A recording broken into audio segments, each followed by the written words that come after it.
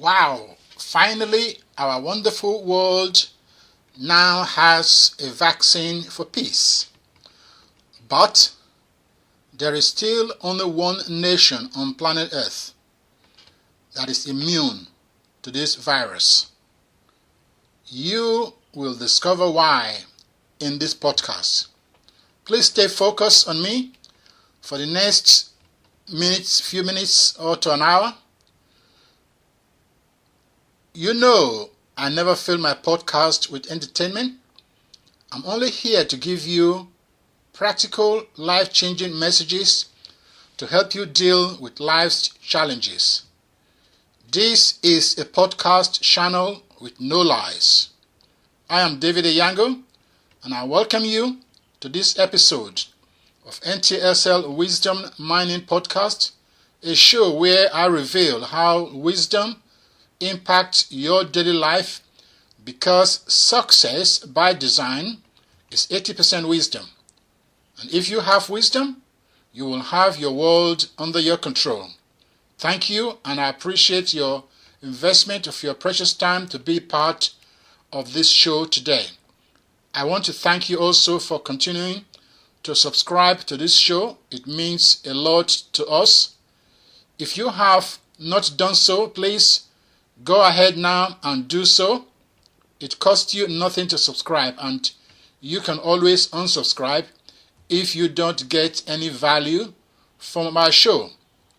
Your subscription helps the show rating to reach out to more fathers and mothers globally, as this is a show dedicated to family and finance, the two best couples in any generation. Your subscription also means you will get an alert when a new dose of wisdom is available to your family. And secondly, I also want to ask you to become part of the Happy Warriors Inner Circle by formally becoming a partner. That comes with so many privileges.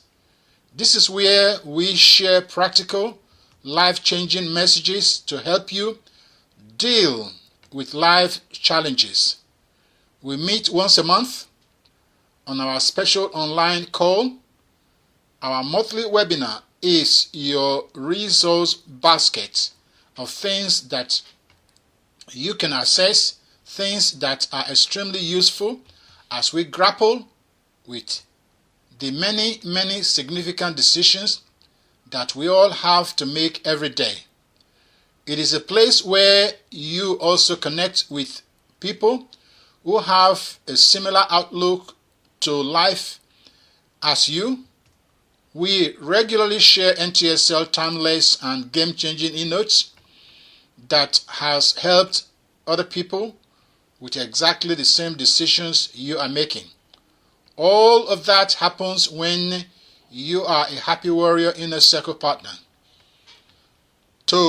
The link to become a Happy Warrior Inner Circle partner is of course in the show notes below, and please don't hesitate to join us.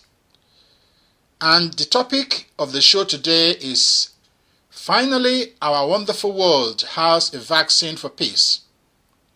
This is a very interesting show. It's a little longer than I always go, but it's for a good reason, because I want you to get the background and then understand. And this podcast will reverberate through every aspect of your life, not just about politics, war, and peace, but if you can understand the basis, the fundamental in this podcast, it will help in your family, your business, your investment, and every aspect of your life. So, protracted geopolitical tensions and wars are anti-peace strategy. And let me explain. The good news is that we finally have a safe and reliable vaccine for peace. It is time to implement the vaccine across the world. And you are going to be an agent to do that. This secret weapon has protected the Jewish or the Jews since 1948. But the world has been doing their utmost best in keeping it hidden from mankind. Why? Yes, you will know why in this podcast. Now, don't get me wrong. War is an absolute tragedy. Every life lost to it is condemnable. But we need to separate emotion from reality. That is the only way we can make the best decision. By the time King Solomon built his temple, about 1,000 years before Jesus walked the streets of Jerusalem, the Jews had been living on the strip of land on the eastern shores of the Mediterranean for quite a while. About 400 years after King Solomon's temple was built, the Babylonians destroyed Jerusalem, expelling the Jews from their land. And let me just interject something very important here for you to get the context. God actually orchestrated the Jewish nomadic lifestyle as direct consequences because of the disobedience of the Jewish people. Most of the problem the Jews face even till today are self-inflicted wounds. They often disobeyed God's instructions. Even God himself refers to them as stiff-necked. That means people that refuse to hear God's instructions. And God also even called them disobedient and obstinate people.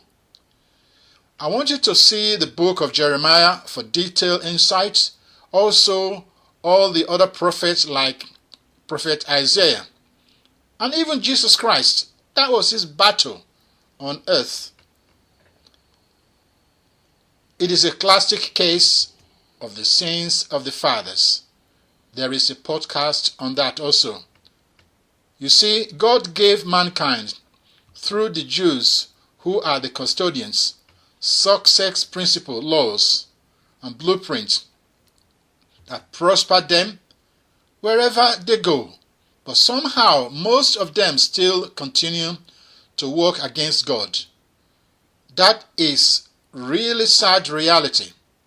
But that is not where we are going for now. Right now, we are talking about the purpose of war and what creates lasting peace on earth. So, the displaced Jews settled largely after they've been thrown out by Babylonian in what today is known as Iraq and Syria, prospering and building schools, businesses, and communities. As an example, the Saxon family of Baghdad, who by the 18th century had already created one of the largest trading companies in the world, was originally part of the cohort of Jews forcibly removed from Israel. One of their descendants was Rabbi Solomon David Saxon. Eventually, many Jews found their way back to what the Bible calls Eretz Yesir, the land of Israel, rebuilt the country and the temple. That did not last that long before the Romans arrived, destroyed the temple, and threw all the Jews out of their land about 2,000 years ago. Many of the exiles moved westward, establishing the Jewish community of Morocco, Libya, Algeria, Egypt, where they flourished again for centuries until being thrown out when the state of Israel was founded in about 1947-48. Meanwhile, the remaining Jews thrown out of Israel by Romans moved into Europe, gradually establishing the Jewish communities of France, England, Germany, Italy, Poland, Russia. Today, You can still see the stone pews of a ruined synagogue outside Rome, which had been built early in this period of the Jewish settlements in Europe about 2,000 years ago. Over the centuries, many Jews trickled back to Israel, but of course the Crusades again evicted the Jews from their land. Later, they wearily returned, only to be evicted again when the Ottomans cemented their control of the Middle East in the 15th century. Still, they came. For instance, the remarkable Rabbi Moshe Chaim Lazarot, born near Venice in Italy in 1707, took his family to settle in Israel near Haifa, where he died near the middle of the 18th century. Wherever they found themselves after the latest eviction from their land, the Jews never saw themselves as refugees.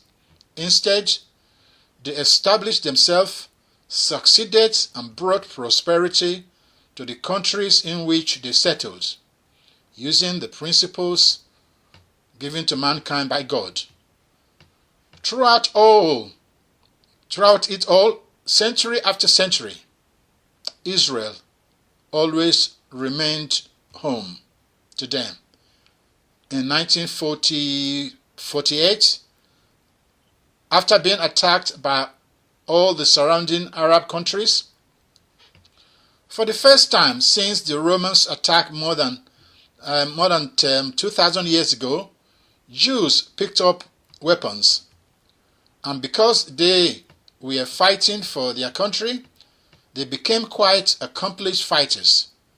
Instead of being defeated and evicted as being the common pattern, they prevailed and remained. One of the secret weapons has protected Jews for millennia is a safe and reliable vaccine against the virus of seductive but false ideas. One of the most dangerous of these is the notion that only moral military response is a proportional response, whatever that means. In 2024, Pope Francis has thus condemned Israel's attempt to subdue Hezbollah and allow more than 70,000 Israeli citizens to return to their homes in northern Israel. Yes, we have all kinds of things happening in 2024, exploding pages. Is that disproportionate? Taking out Nasrallah, the head of Hezbollah, is that disproportionate? Destroying caches of weapons intended for use in an October 7th style mass raid into Israel, is that disproportionate? You'd have to ask yourself that question and answer it by yourself. If an armed home invading thug launches his depredation against your family by slapping your wife, is the only moral response to slap him back? Does the Pope really believe this? The widespread adoption of this silly idea is why countries like America and other countries has not won a single war into which it has needlessly plunged young men and women since 1945. Obviously, withholding overwhelming force in accordance with the dumb doctrine of proportionality is a sure formula for endless war with no durable resolution. Not only has a nation like America been incapable of winning a war since the World War II, but she has also resolutely prevented her allies from winning wars as well. Proportionality in military response is a dangerous idea, a virus rooted in secularism, which the Jewish people have largely been protected from by their secret vaccine, the ancient Jewish wisdom. Even young Jewish children proficient in the Bible study know that regardless of how moral or good an action seems, it may not be deemed such until its second and third order of consequences has been studied. You see, proportionality seems moral. It even seduced the Pope. But consider the highly destructive second order consequences, which is endless war that produce perpetual suffering throughout the world. World War II was not ended by the application of proportionality. It was won, and the deadliest war in history ended by the application of widely disproportionate force. It was none other than Italian Rabbi Lozato, who in 1940 thereabout clearly wrote down these well-known biblically based principles in the 20th century chapter of his famous book, The Path of the Righteous. He says, ignoring second and third order consequences of pretty seeming action is the folly of secularism imperiling society vulnerable to the virus. The vaccine has been quite effective for generations of Jews. There is no reason why these reliable vaccines cannot be safely administered to all. As a sovereign nation, when another country attacked you, the head of your military can just say to the people, you guys, we are going to give you 3 weeks. You won't hear from us. You will get all the airplanes for landing. You will get some C-5 transporters filled with 156mm artillery bombs that you need to run out with, which you might run out with. We will supply whatever you need. That is all you are going to hear from us. You got 3 weeks to solve the problem. No peace talk, no talk about terms of surrender, only complete victory and surrender. After 3 weeks, you know that problem will be solved. That problem will be over in exactly the same way as the atom bomb on Hiroshima and Nagasaki ended World War I. It brought peace to Japan. Japanese greeted Douglas MacArthur when he drove into Tokyo to take control of Japan. People greeted him with happiness because it meant now the fighting was finished and we could rebuild. In World War II, when American GIs came into Germany, they were so welcomed by the people that thousands of people who realized they were going to fall under the Russians in the sector on the east braved all kinds of challenges and difficulties and turbulence and pain in order to be captured and ordered to be on the American side. People were happy with victory. It ends the endless misery. Why is it that things like this happen? The answer is that They demanded a decisive victory with unproportionate force from the position of strength. That is also the way the world can gang up to defeat any unsavory aggressor. The principle of disproportionate force is the only deterrent to any aggressor or even bully on the playground. Yes, there will be innocent casualties in the crossfire.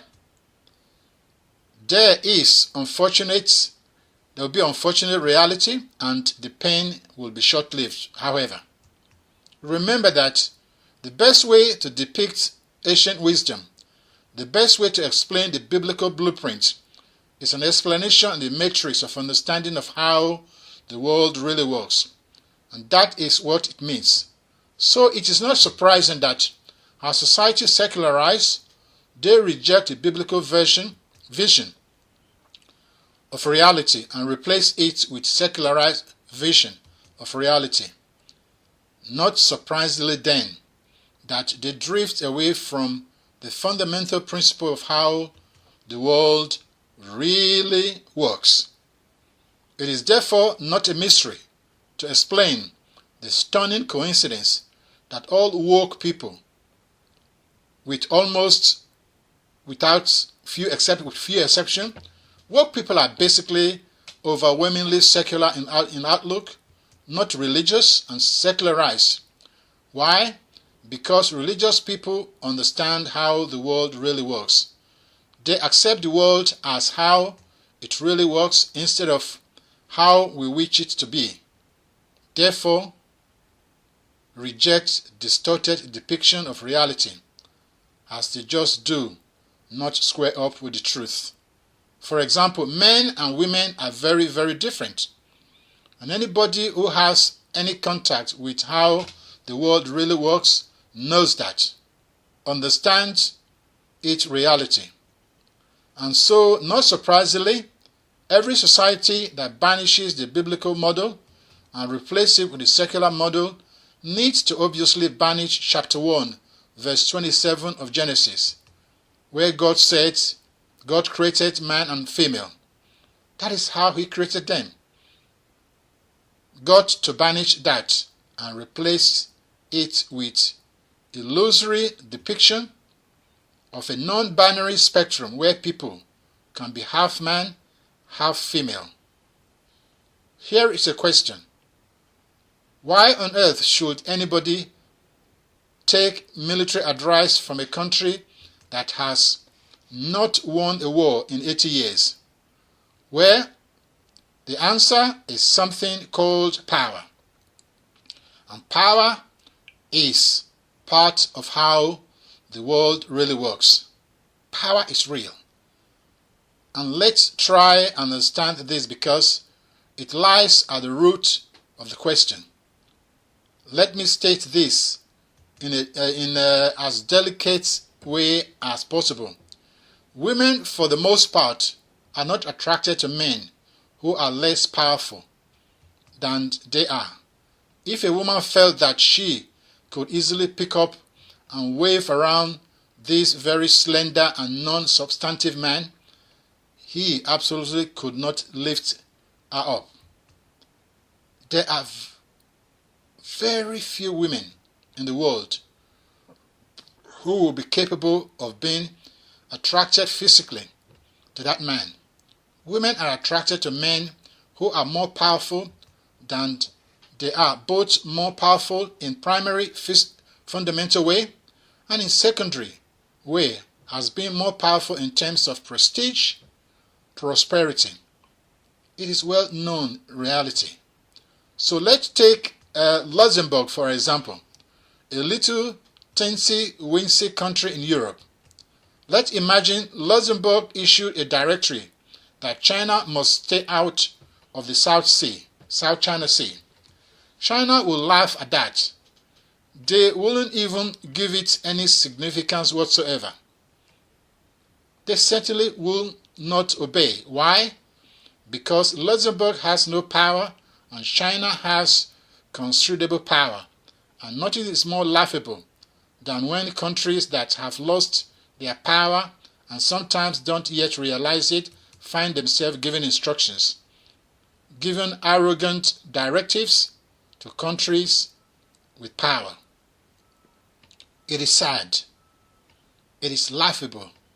In the decades immediately following Britain's loss of the British Empire, which I date to be around 1950, approximately, the pound has lost its position as the reserve currency of the world to the dollar. India has gone independent. Most of the British Empire, Australia, Rhodesia, South Africa, Africa, New Zealand, and all these countries are already pretty much independent of England. So it's pretty much the end of the empire. But for a number of years already, England still continue acting as if Britannia ruled the wave, as if the Royal Navy had all the power in the world. The reality is they lacked the power. So power is part of how the world really works. This is not surprisingly. You discover that throughout scriptures, power is real.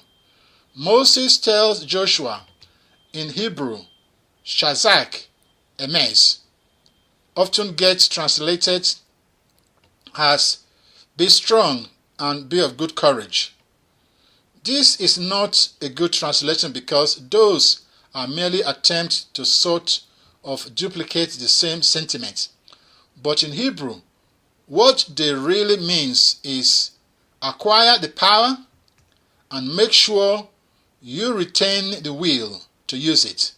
Because power without the will to use it completely is as valueless and the will to use power that you don't possess. So remember that.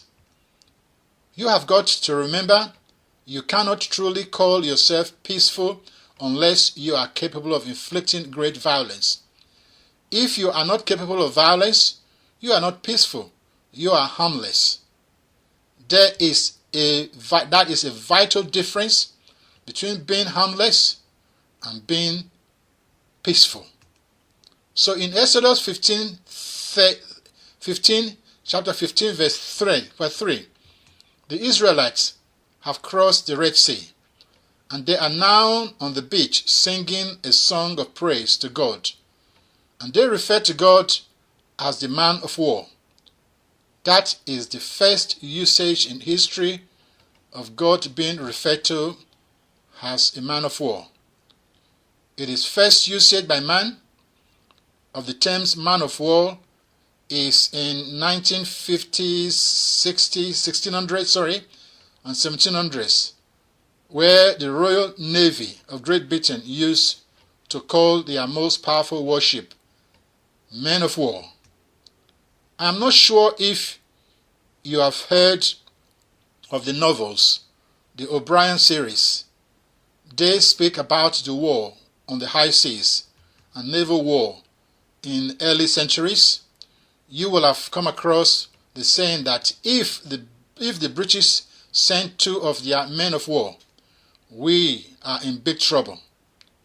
Man of war was a big sailing ship, multi-masted with many cannons, probably more than 100 cannons on board. Today, if you take a look at dictionaries, Wikipedia, listing of man of war, you will be shocked to see how many dictionaries correctly identify the etymological origin of the term man of war. This is just an example of how secularism has penetrated the culture entirely. So we understand from the Bible that war is God's way of recycling countries. So it does not make any sense to have a protracted war because it is so awful and cause such incredible suffering for so long. Suffer from a war can last well beyond end of the war. beyond other 2 or even 3 generations easily. In a similar vein, God's biblical economic model used free market to recycle companies that refuse to adapt and change with changing times. A case in point is Kodak. Kodak was an amazing company that has blessed the world with photography.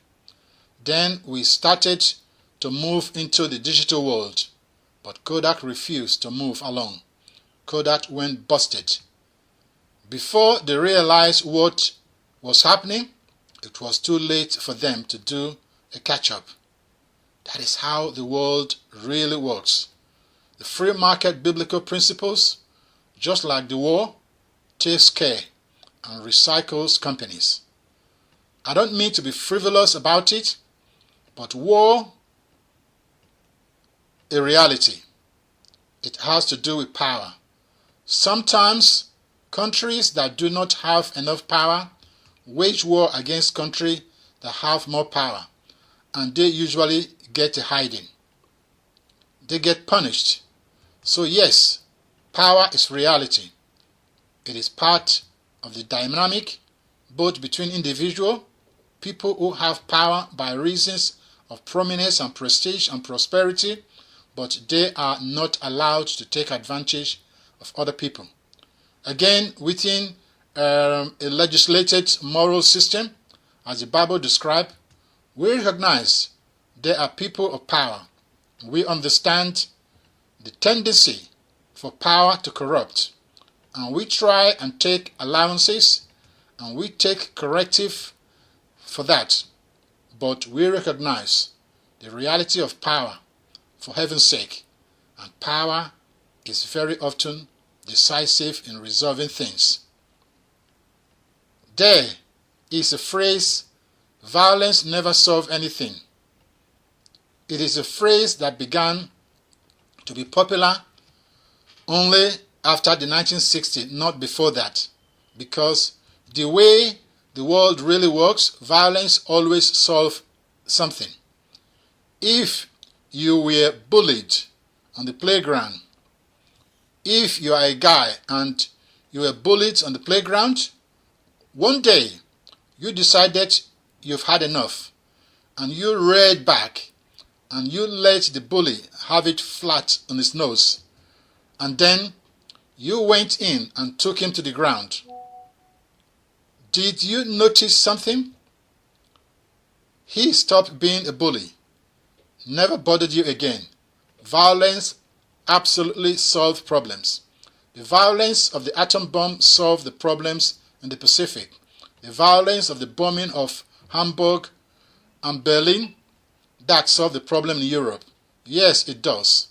I wish it were not so. I wish innocent people never had to suffer. I wish children never had to die in the war. But that is unfortunately that's not what war is. War does get resolved by power. It's almost invariably the case that the more powerful adversary wins the war. Are prestige and prominence and power are very tied to prosperity? Yes, the answer is yes. American military might carried the day in 1940s, where no other country was able to turn out thousands and tens of thousands of airplanes per year, against which neither Nazi Germany nor Imperial Japan were able to stand. He said it's true today. Peace comes from decisive victory. Peace does not come from imposed agreement, ceasefire, piece of paper. That is not where peace comes from. When a nation starts getting secularized, it loses some degree of conviction in its own value in the place of the world. The population hasn't lost that, but the population who hasn't lost it is a population that is not focused on political activism.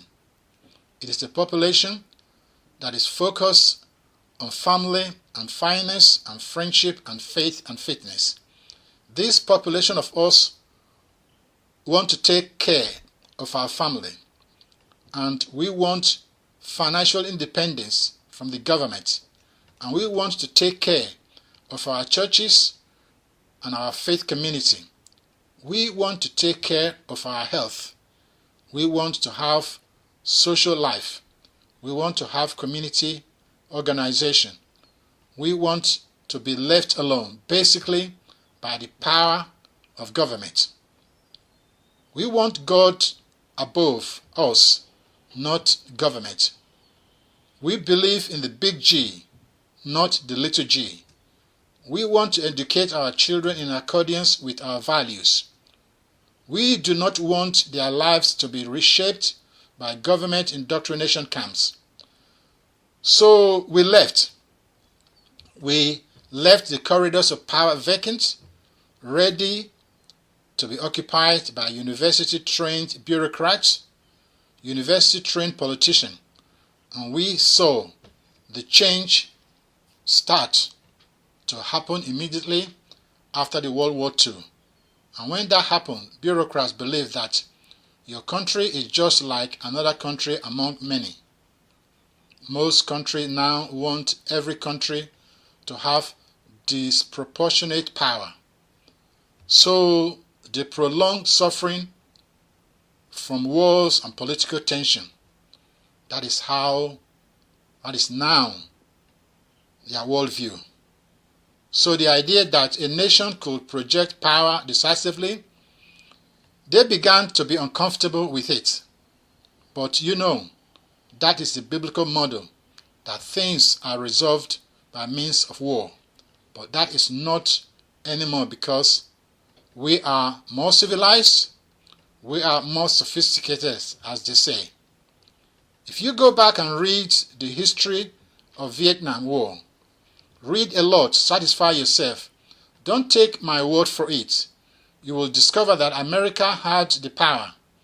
America could have won Vietnam. Absolutely.